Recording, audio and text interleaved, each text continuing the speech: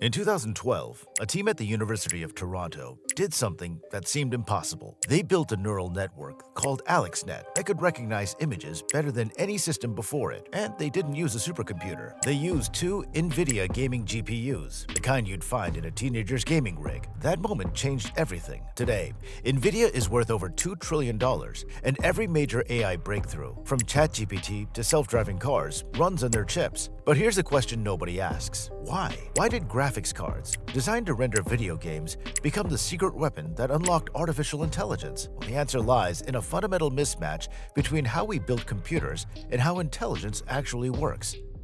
Let's start with what we got wrong. For decades, we built computers around the CPU, the central processing unit. Think of a CPU as a brilliant executive chef. This chef can do anything: chop vegetables, saute, bake, plate dishes. They're incredibly versatile and fast. A modern CPU can execute billions of instructions per second. But here's the catch: they work alone, or more precisely, they work with a small team. Modern CPUs have between 8 and 64 cores. That's 8 to 64 chefs in your kitchen, each one highly skilled. Now imagine you need to cook dinner for 10,000 people. Well, those 64 brilliant chefs will get it done, eventually, but you're gonna have to wait a long time. Well, this is exactly what happened when researchers started training neural networks. AI doesn't need a few brilliant chefs. It needs an army of line cooks, all doing simple tasks simultaneously. And that's where GPUs come in. A GPU stands for Graphics Processing Unit. Originally, these chips were designed for one specific job: rendering graphics. You see, when you play a video game, the GPU calculates the color of every single pixel on your screen 60 times per second. Now, for a 4K display, that's 8 million pixels every frame, 60 times per second.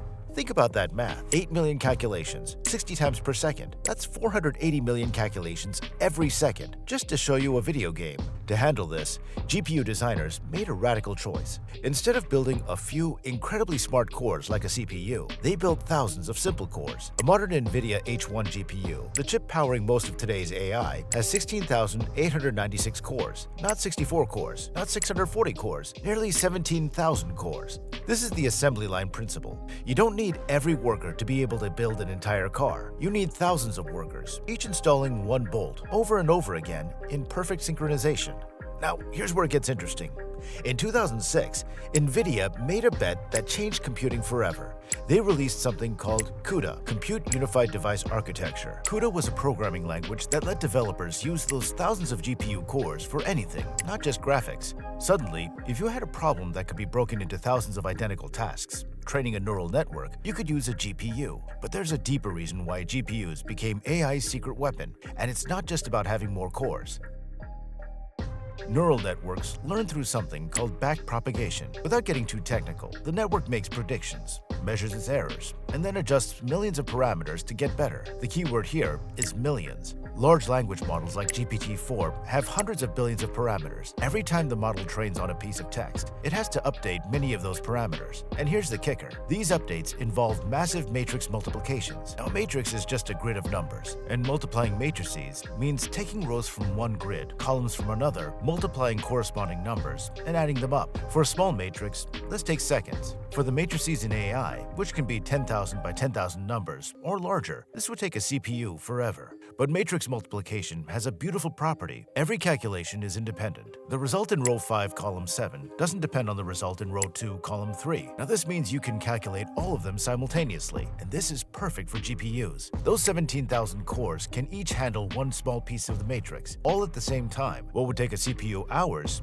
a GPU can do in seconds. Nvidia went even further. They built specialized hardware inside their GPUs called tensor cores. These aren't general-purpose cores. They're designed specifically to do matrix multiplications for AI. A single tensor core can perform hundreds of operations in one clock cycle. Then there's bandwidth, the unsung hero of GPU performance. Imagine your cores are workers in a factory. They can assemble products incredibly fast, but only if they have the materials to work with. Bandwidth is the speed at which you can deliver materials to them. GPUs have massive memory bandwidth.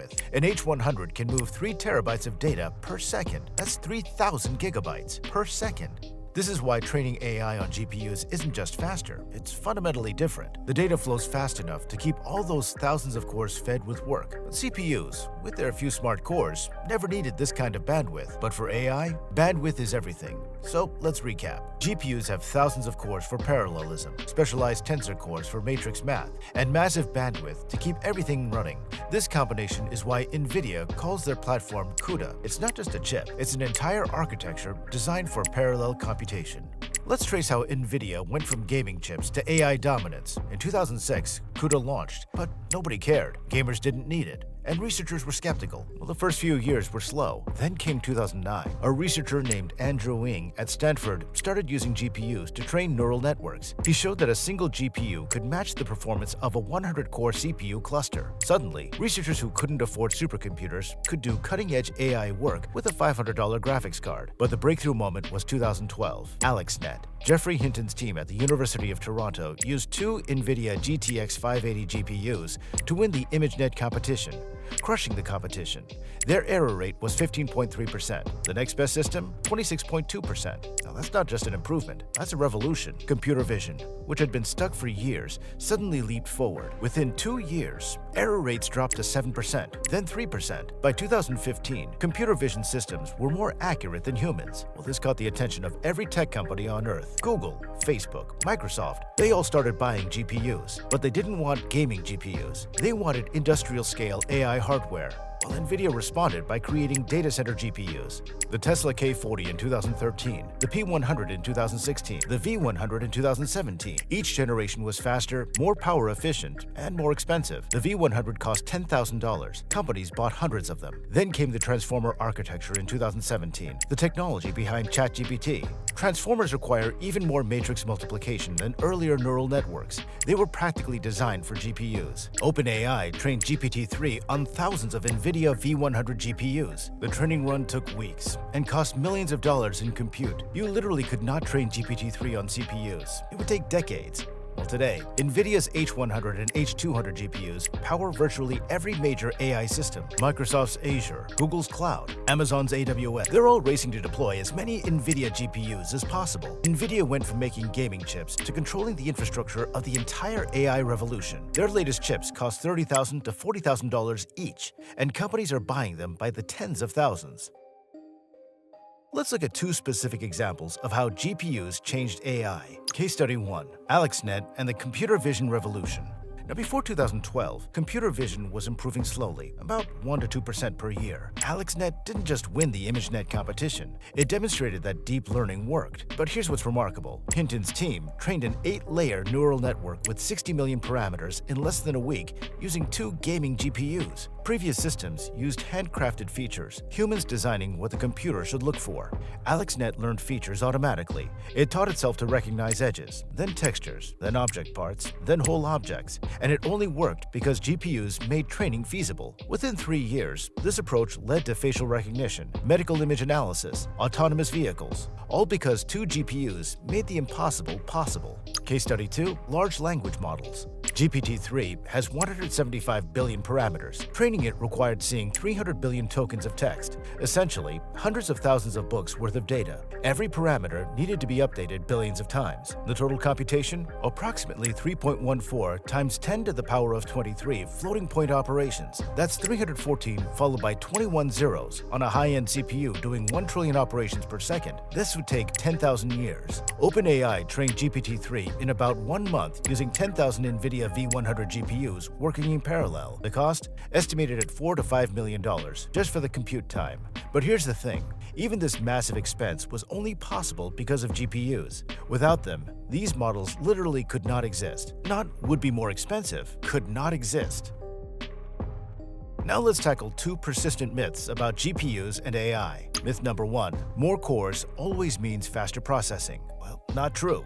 Imagine you have 17,000 workers, but they all need to coordinate constantly. Every time worker 1 finishes, they need to tell worker 2 what to do next. The coordination overhead would destroy your speedup. This is called Amdahl's law. If any part of your task is sequential, must be done in order, then adding more parallel cores doesn't help with that part. GPUs are only faster when your problem is embarrassingly parallel, meaning it naturally splits into independent pieces. For many everyday computing tasks, loading a web page, opening up a document, running most software, CPUs are actually faster because these tasks are inherently sequential. Myth number 2, GPUs are just for graphics. Well, this hasn't been true for 15 years. Yes, GPUs were invented for graphics, but modern GPUs are general-purpose parallel processors. They're used for weather simulation, cryptocurrency mining, scientific computation, financial modeling, and of course, AI. The name GPU is almost misleading at this point. Nvidia's data center GPUs don't even have video outputs. They're pure compute engines. What makes them special isn't that they do graphics, it's that they do thousands of similar calculations simultaneously. Now, any field that needs this benefits from GPUs. Nvidia's secret weapon wasn't just building faster chips. It was recognizing that the future of computing wasn't about making individual processors smarter. It was about making thousands of processors work together. They turned a graphics card into the engine of the AI revolution. Every image generator, every chatbot, every self-driving car, every protein folding simulation, well, they all run on Nvidia's parallel architecture. But here's the question I leave you with. We build AI on hardware designed for video games. And now that AI is reshaping society, what else are we building on the wrong hardware? What other revolutions are we missing because we're still thinking sequentially in a parallel world? The next breakthrough might not come from better algorithms or more data. It might come from someone asking, what if we stopped thinking like CPUs and started thinking like GPUs? What will that look like?